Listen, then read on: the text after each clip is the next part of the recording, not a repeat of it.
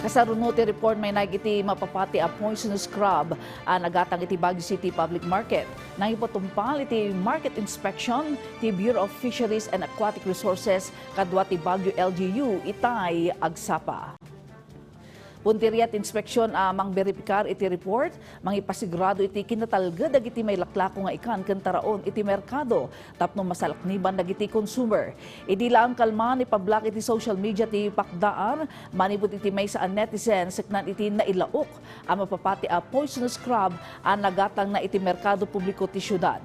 Sigon iti netizen posible iraman laang daytoy iti panagtiliw dagiti mangalap wenno saan nadlaw ti aglaklako. Iti panagsukima ti netizen ti naso a klase ti agatol ket posible nga adan iti sabidong asa na may katuray mailuto iti nabayag. Mabalbalakadan mo ti publiko nga agridam ken sukimaten nga umno dagiti gatgatangan alames sakbay alutwen ken ipauneg.